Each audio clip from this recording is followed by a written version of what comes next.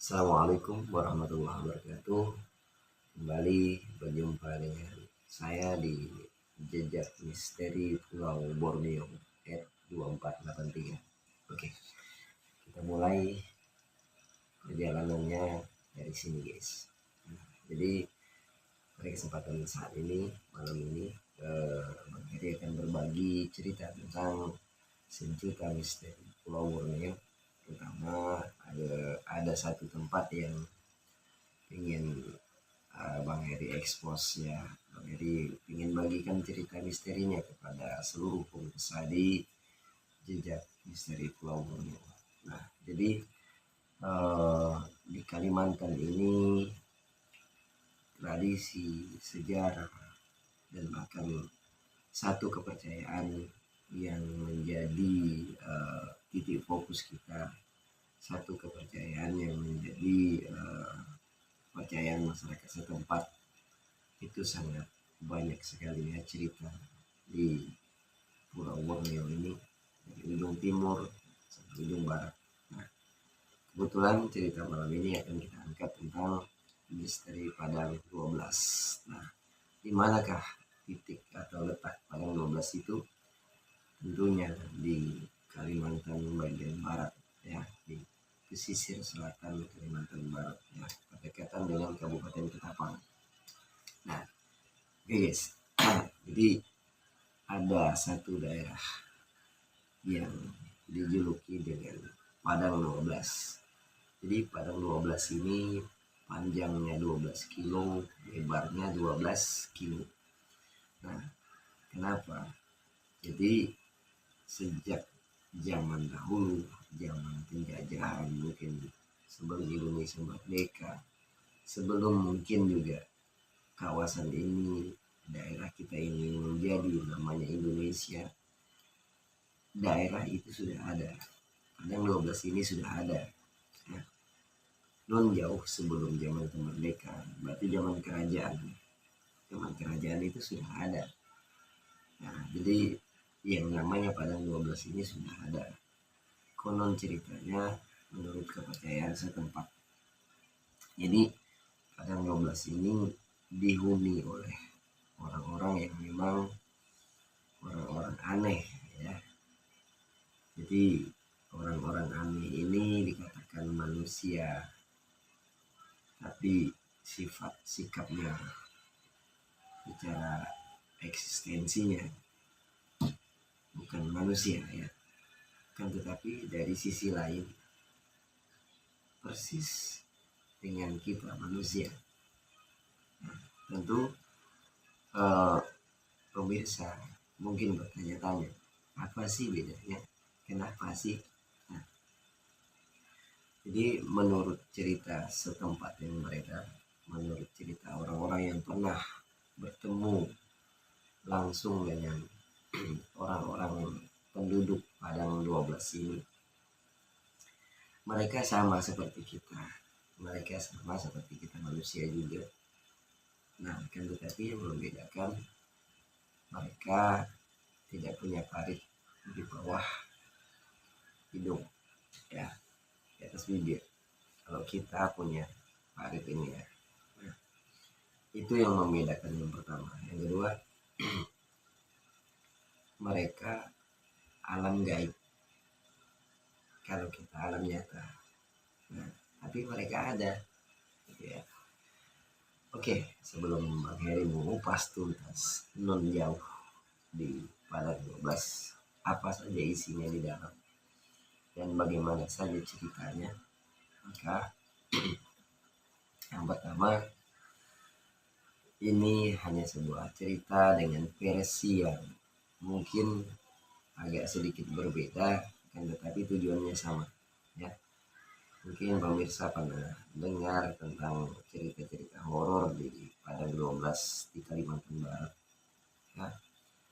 Nah, jadi ceritanya tidak jauh berbeda ya, cuma mungkin sedikit beda versi dengan penyampaian yang akan saya sampaikan. Oke, jadi Kalimantan Barat itu sebuah wilayah yang begitu luas ya. di ujung barat, tepatnya di agak pesisir selatan Kalimantan Barat. Jadi kalau kabupatennya masuk di Kabupaten Ketapang. Ya. Kabupaten Ketapang Kalimantan Barat itulah yang memiliki Padang 12. Nah, konon cerita Padang 12 ini sejak zaman sebelum merdeka, kemudian zaman penjajahan, zaman kerajaan, zaman penjajahan, ya. Jadi ada satu raja yang namanya Gusti Panembahan Gusti Muhammad Sonang itu, beliau itu orangnya sakti, ya. Itu raja Kabupaten Ketapang. Orangnya itu sakti, jadi bisa menghilang. Konon cerita ketika dia dicari, ditangkap oleh Jepang, mau dipancung, itu sudah ditangkap, diikat di satu kamar. Tapi ternyata yang dipancung itu batang pisang. Nah, padahal jelas-jelas yang sudah ditangkap itu Panembahan Gusti Muhammad Sonang, raja kerajaan Kabupaten Ketapang, ya, yang ada di Kalimantan Barat hingga kini. Oke, next kita ke Padang 12. Jadi ada cerita di Padang 12 ini ketika itu ada seseorang laki-laki, sosoknya laki-laki, orang kita, ya, kita manusia maksudnya, dari bangsa kita manusia. Jadi pada saat itu dia bermobil berdua, ya. Statusnya aparat, ya, menurut konon cerita itu. Jadi di tengah perjalanan patroli di Padang 12 itu, hasrat hati ini seorang petugas ini mau kencing, ya. Kawan, berhenti dulu cerita, saya mau buang air sebentar. Oh iya, dipinggirkanlah mobil itu, ya. Dipinggirkanlah mobil itu. Kemudian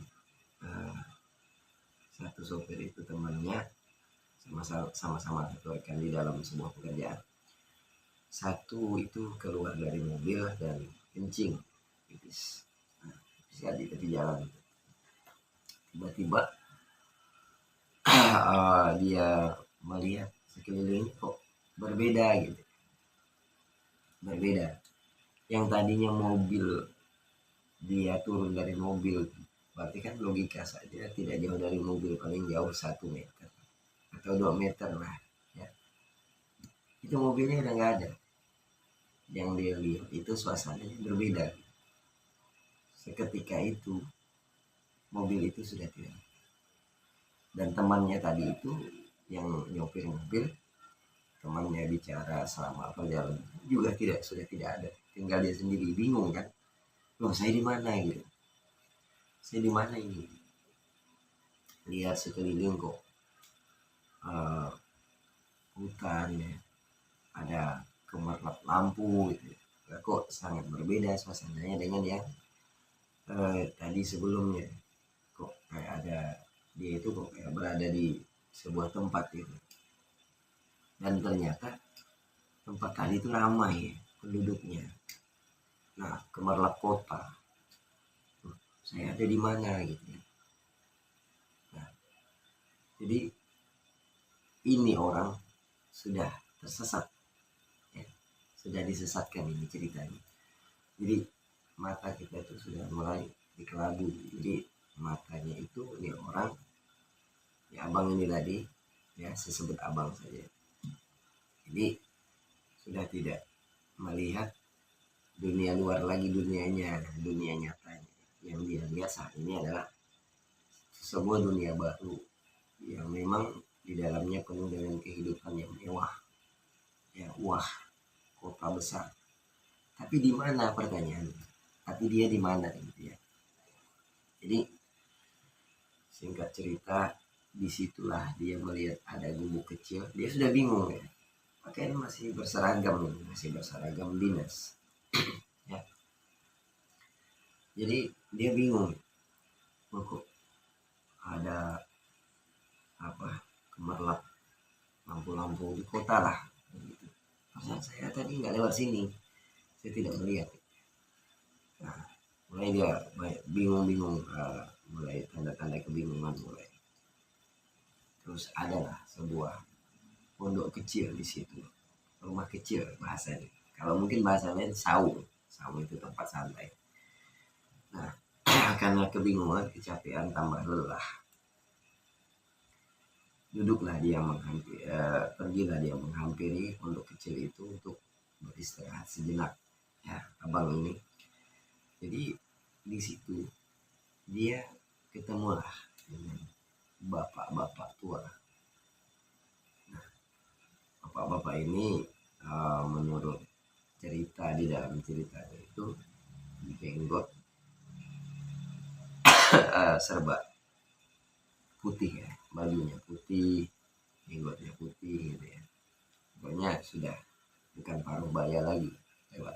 Mungkin kalau boleh saya gambarkan, itu bapak tua yang ketemu si abang ini tadi di pondok kecil itu sekitar usia jauh di atas ya 70-80, sudah berjenggot putih gitu ya, tapi masih segar.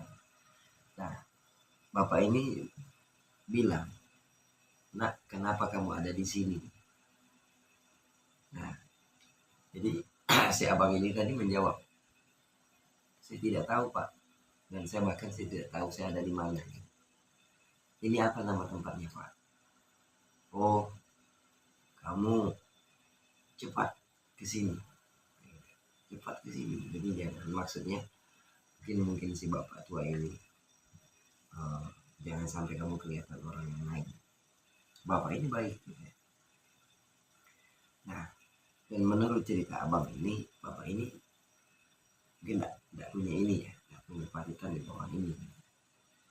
Nah, jadi cepat ditarik ke dalam saung itu, ngobrol ya, ngobrol lah si bapak tua dengan abang ini ya.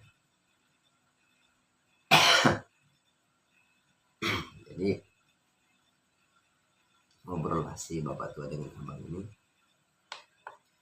Di dalam obrolannya tadi, bapak ini menanyakan, "Kenapa kamu sampai ada di sini?" Ya. Dan abangnya ini kebingungan, "Saya tidak tahu, Pak. Tiba-tiba saya ada di sini." "Oh, berarti kamu orang asing ya?" "Iya, Pak. Saya tidak tahu." Nah, jadi cepat kamu ke sini, kamu nanti ikut saya. "Kemana, Pak?" "Ikut saja, jangan terlalu banyak tanya. Yuk, segera kita pergi dari sini."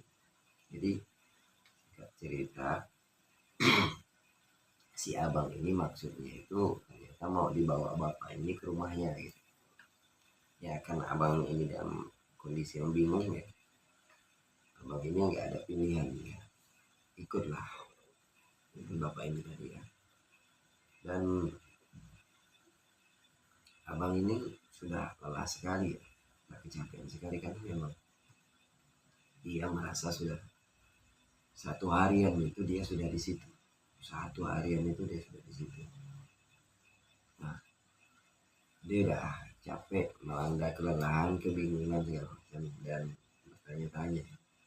Dia seperti orang asing di sini. Jadi pergilah si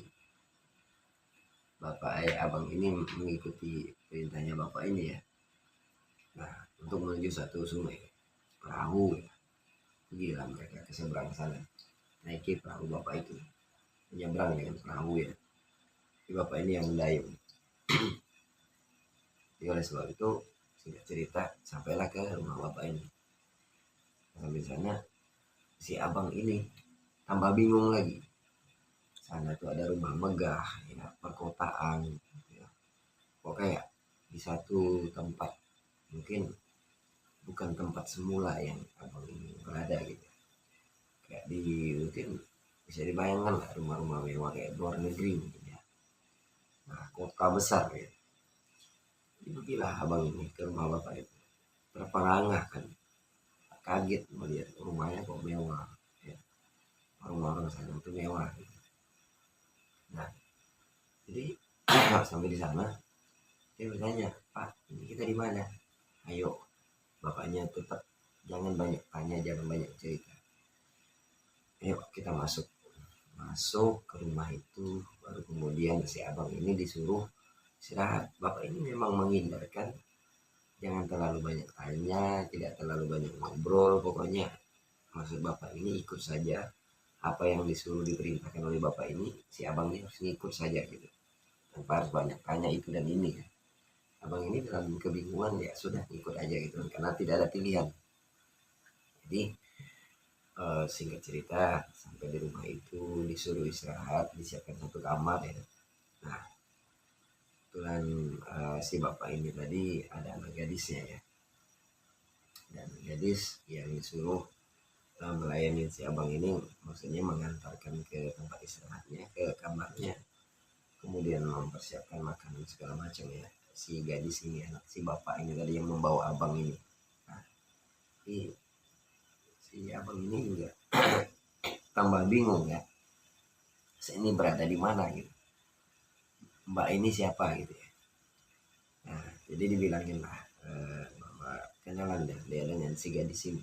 Gadis ini ya menyampaikan bahwa saya anak bapak tadi gitu ya.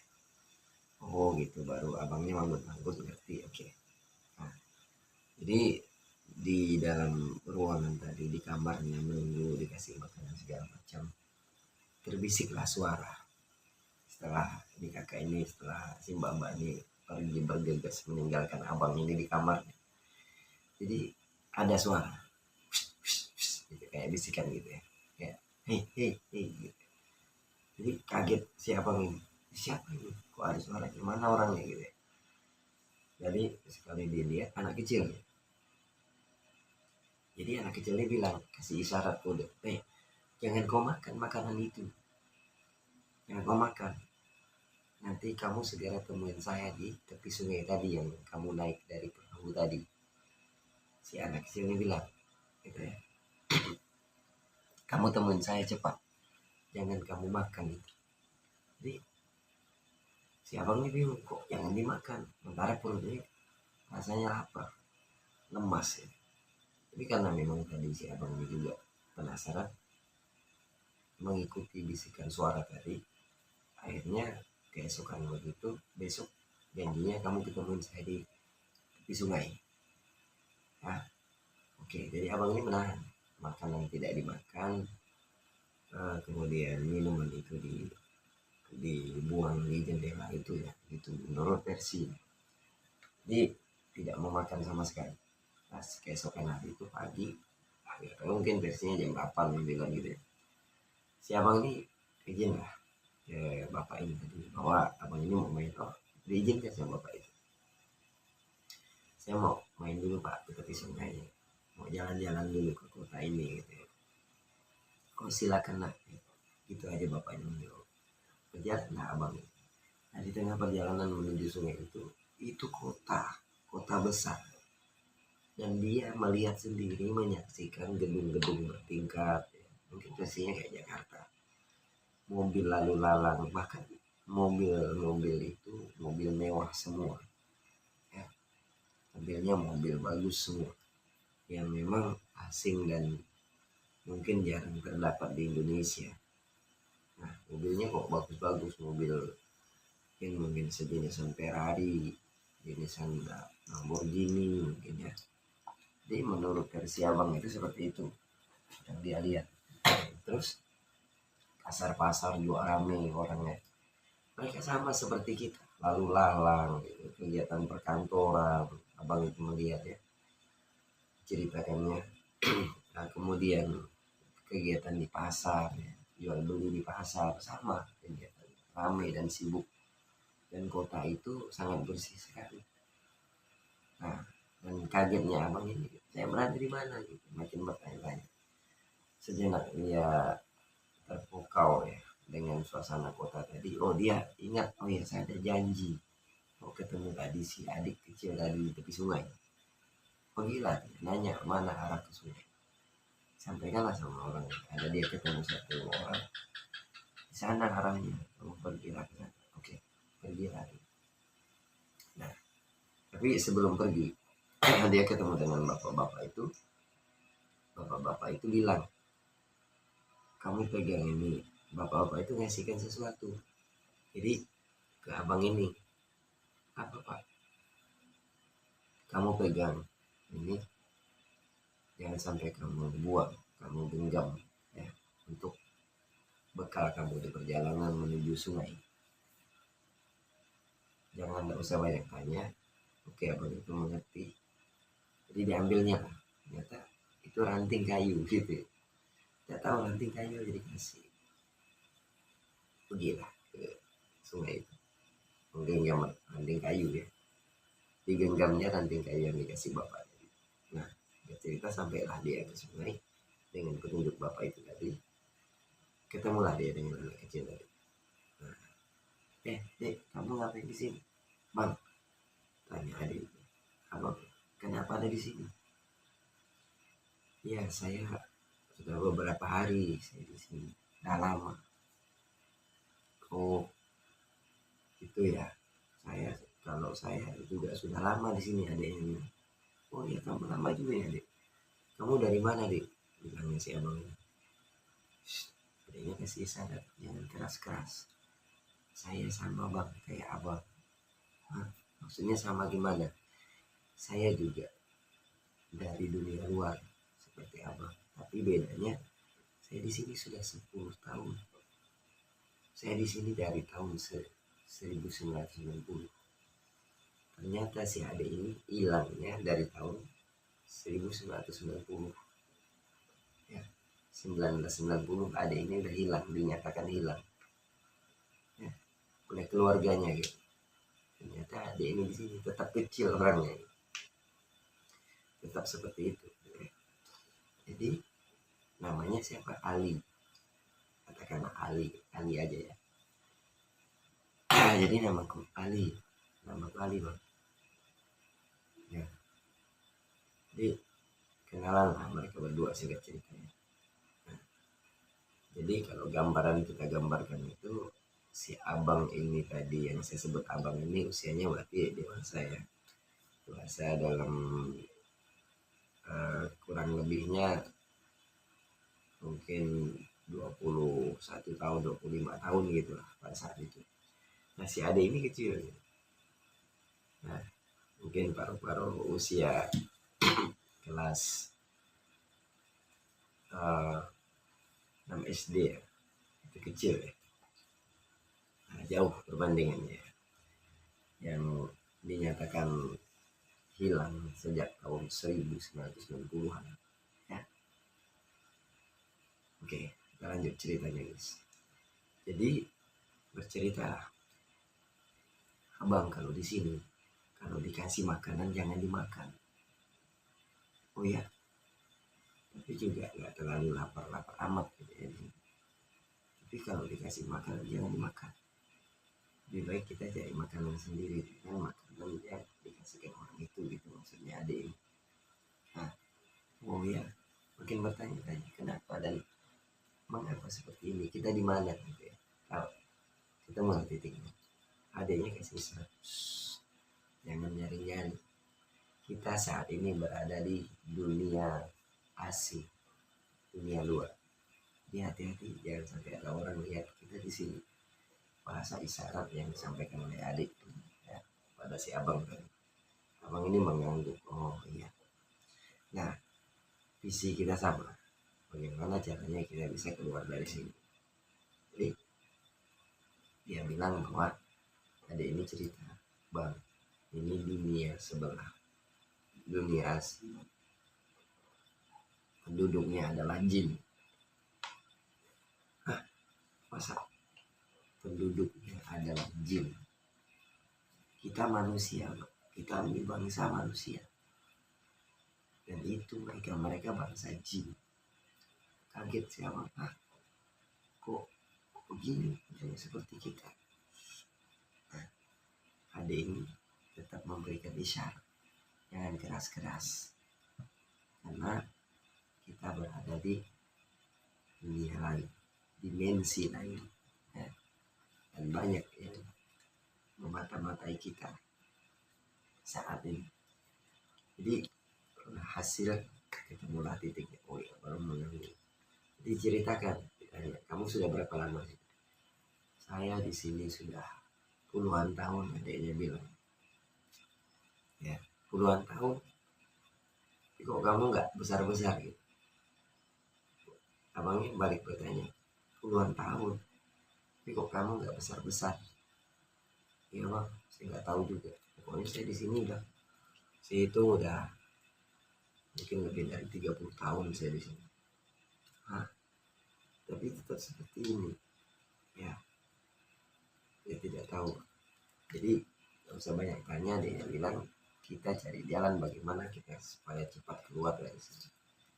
Oke, mereka satukan misi di mengatur strategi bagaimana keluar. Jadi singkat cerita, esokan harinya si abang ini masih kembali ke rumah bapak tadi. Si adik pun kembali ke rumah yang tadi, mana rumahnya. Nah, jadi sampailah yang dirasakan berhari-hari, berminggu-minggu, berbulan-bulan gitu ya. Sampai kemudian akhirnya sampai ke satu titik di mana ternyata memang sempat anak gadisnya bapak yang ditempati si abang ini tertarik dengan si abang ini ya. Ya namanya perempuan melihat laki-laki gitu ya, mungkin terpesona gitu. Nah, jadi ada hasrat gitu ya. Jatuh cinta ceritanya gitu. Jadi abang ini tetap aja menolak, nggak mau, karena tadi udah diceritai sama si adik ini bahwa kita berada di dimensi lain dan di dunia lain, bahwa dunia yang kita ada dan berada saat ini adalah dunia jin. Kayaknya si abang ini udah ogah, walaupun kita tadi ya perempuan itu memang cantik gitu ya, anak bapak itu tadi memang cantik, tapi dia tahu bahwa sudah mengetahui bahwa di situ bangsa jin. Tapi pesannya si adik tadi pura-pura tidak tahu ya, pura-pura ikutin saja ya, sambil kita mencari waktu yang tepat untuk bisa keluar dari dimensi ini gitu ya. Nah jadi selama di sana singkat cerita si abang ini disuguhkan dengan pemandangannya, makanan mewah segala macam ya, kemudian dilihatnya bangunan-bangunan mewah ya, rumah-rumah besar, gedung bertingkat ya. Jadi di jalan itu lalu lalang kendaraan yang mewah gitu ya. Dan anehnya di sana tidak ada hidup pikuk sibuk orang yang susah, misalkan kalau ada tukang segala macam tidak ada. Jadi semua ini dalam bentuk kota yang mewah. Nah, kota yang mewah, kota yang bagus gitu, kota yang wah, kota besar ya. Nah, terus kemudian juga di sana ada konser-konser artis ya, sempat dia nonton, sempat dia saksikan lah ya semua kemewahan, kemegahan di sana. Ya, gemerlap kota gitu ya. Pokoknya yang dia lihat itu semuanya serba mewah gitu ya. Nah, bukannya tadi dia mengingat-ingat itu, bukannya tadi dia cuma pergi kencing ya, suasananya gelap dan tahu di situ yang dia tahu tuh Padang 12 gitu ya, pasirnya itu putih di sana. Itu Padang 12 itu pasirnya putih. Pasir putih ini pasir yang dibuat orang dengan untuk kaca ya, pabrikasi membuat kaca itu pasir kuarsa, itu pasir putih seperti gula mungkin sama seperti baju saya itu ya. Jadi pasirnya itu putih sekali, panjangnya 12 kilo, lebarnya 12 kilo, jadi disebut dengan Padang 12. Dan di sana hanya ada 2 pohon yang tumbuh, 3 pohon, tumbuhan ilalang, tumbuhan karamunting, sama satunya pohon cemara. 3 tumbuhan itu dominasi di Padang 12. Pasir di bawahnya putih sekali, bersih kayak gula. Jadi seperti itu ya guys, gambaran Padang 12. Sepi, tidak ada penduduk. Kita melewati Padang 12 itu selama 12, sepanjang 12 kilo itu tidak ada rumah orang di situ. yang kita lihat pemandangan kiri kanan itu hanya ilalang, pohon cemara, sama karamunting sepanjang perjalanan kita ke kecamatan Kendawangan itu ya. Nah, itu 12 kilo itu tidak ada apa-apanya, ada rumah orang. Tapi yang disaksikan si abang ini tadi bukan rumah lagi, kota besar, gedung-gedung bertingkat, mobil-mobil mewah berseliweran sana kemari, kota ya, yang mana orang-orangnya disibukkan dengan ya kesibukan kota lah gitu ya. Jadi intinya nggak ada orang susah di sana. Jadi berbanding terbalik dan jauh ketika dibandingin tadi, dia kencing di situ cuman di satu tempat yang gelap. Waktu itu malam Isya, sekitar Isya. Nah, kemudian hutan-hutan di sekeliling kiri kanan ya. Itu. Tapi ternyata di dalamnya itulah misteri pada 12. Singkat cerita, abang ini hari itu berhasil kabur dengan si adik ini. Kaburlah mereka ya. Dan merasa udah hidup. Yang si adik ini udah puluhan tahun di situ ya. Si abang ini udah berapa bulan gitu ya. Nah, kaburlah dia dengan si adik ini. Nah, setelah kabur, singkat cerita, dikejar sama cewek ini tadi, anak si bapak, di mana dia tinggal di rumah itu tadi. Maksudnya cewek ini jangan pergi bang, tempat ditangkap tadi cengkamnya. Abang ini juga tidak mau ditariknya tangannya dan tidak mau gitu. Karena dia udah tahu bahwa itu bukan dunianya gitu ya. Walaupun mewah disuguhkan dan segala macam, tapi tetap aja itu bukan dunia, bukan dunia nyata ya. Jadi akhirnya singkat cerita, dengan kayu, berbekal kayu tadi yang dikasih itu masih ada di genggamnya itu. Pokoknya untuk apapun yang terjadi pegang kayu untuk menyelamatkan dan melindungi diri. Ini kata si bapak, ada bapak-bapak dari ketemu dia ya. Jadi singkat cerita, berdayung dia ke seberang menggunakan perahu itu tadi, kabur dengan si adik kecil tadi. Dia berdua udah kabur sampai ke orang. Jadi masih sempat juga bingung mana jalan. Pokoknya adiknya bilang kasih jalan lurus aja, jangan noleh ke belakang. Intinya jangan noleh ke belakang, lurus aja. Nah di perjalanan itu dia banyak ketemu ini sampai merinding. Saya cerita ini untuk merinding. Orang-orang pakai pakaian hitam ya. Banyak yang ditemuin pakai pakaian hitam, kemudian kecil cebol berkeluaran dari hutan itu ya, meneriak, memanggil-manggil, meneriakin. Jadi adiknya bilang, bang, tetap lari, jangan hiraukan, jangan toleh kiri kanan dan apalagi noleh belakang. Mereka dikejar, lari terus itu, lurus aja, jangan toleh belakang. Akhirnya sampailah mereka ke titik satu jalan kecil gitu ya. Nah ini jalan langsung. Jadi singkat cerita, begitu mereka lari ketemulah jalan aspal, ketemulah di situ ada mobilnya tadi, mobil patroli tadi, mobil di mana yang membawa dia kencing sama teman. Ternyata mobil itu ada di situ. Berarti dia sudah kembali ke alam nyata, kembali ke dunia kita gitu. Nah temannya itu masih di situ. Nah dia bingung ketemu, kenapa kok masih di sini? Nah, kamu kemana gitu kan? Kutungguin udah berapa jam. Udah ada temannya bilang itu 3-4 jam. Dia nunggu di situ ya. Udah gelisah. Ya, karena takut kamu itu kenapa-napa ya. Nah, kamu baru 3 jam nunggu saya di sini, dia bilang ya. Jadi baru 3 jam dia menunggu. Saya di sana sudah berbulan-bulan, baru kamu bilang kamu baru 3 jam di sini. Terus apa yang terjadi gitu? Nah, tanya balik teman, kamu nih ngigo kali ya? Kok bisa kamu tuh baru 3 jam kamu hilang? Aku nih nunggu kamu dari tadi di sini di mobil ini. Nah, tadi ada Pak Ali namanya, ada bapak-bapak tua. Nah, bilang dia sudah tersesat dari tahun 90-an. Oh, berarti bapak itu anak kecil tadi. Nah, mulai tambah bingung dia. sudah ini, jadi nggak bisa dia ceritakan dengan siang tadi sampai ke rumah saja kita baru cerita yang gitu ya. Ini terlalu banyak dan panjang kisahnya. Jadi singkat cerita seperti itu guys, bahwa misteri Padang 12 itu sangat berbeda dengan dunia kita nyata. Tapi Padang 12 itu secara fisik itu ada di betul-betul ada, dan Bang Heri itu sering lewat di sana. Nah, Bang Heri penduduk sana. Ya, Bang Heri tahu betul itu.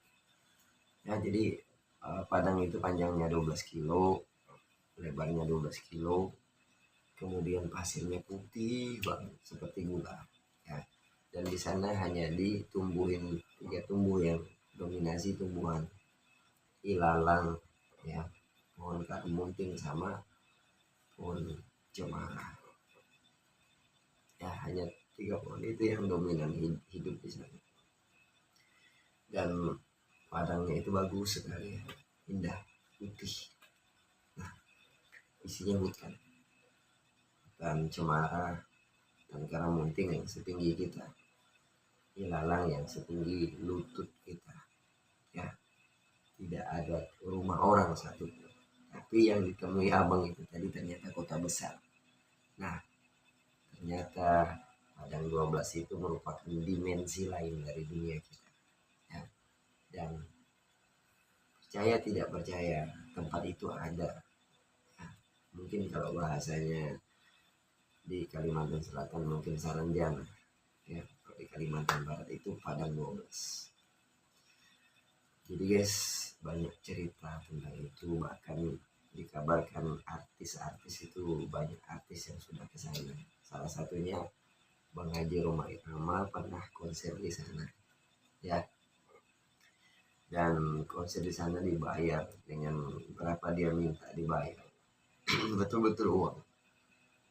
Ya, kemudian ada juga seorang pengusaha yang pesan mobil mewah cash tanpa kredit, ya, melalui jalur kapal. Naiknya di Kabupaten Ketapang itu perginya ke wilayah arah Kendawang, tapi Kendawangannya mana nggak jelas. Nah, kemungkinan besar adalah orang-orang situ yang pesan mobil mewah. Di sana tidak ada orang yang paling kaya, ya, memiliki 70 unit mobil mewah, itu tidak ada. Setelah dicek alamatnya tidak ada, tidak ditemukan. Ya, terus ada cerita lagi, banyak cerita orang-orang kita dunia nyata pernah mampir dan bermalam, ya, karena mungkin kelelahan parkirkan mobil di situ. Dia mendengar hiruk pikuk jalan raya lalu lalang mobil, padahal dia di situ tidak ada rumah orang. Kadang-kadang orang tuh mendengar bunyi-bunyi mobil-mobil berseliweran gitu ya. Kota lah, jalan besar, jalan raya itu kan berisik, ya kan. Nah, seperti itu guys. Oleh sebab itu, ini kisah nyata, memang ada, ya, jejak misteri Pulau Borneo. Nah, masih banyak tempat-tempat dan kisah lainnya di tempat lain yang ada di Kalimantan ini yang lebih seru lagi guys. Untuk itu jangan lupa like, komen, dan subscribe di channel Jejak Misteri Pulau Borneo @2483 bersama Bang Heri. Nantikan episode selanjutnya yang lebih seru lagi, ya, hanya di channel Jejak Misteri Pulau Borneo. Assalamualaikum warahmatullahi wabarakatuh.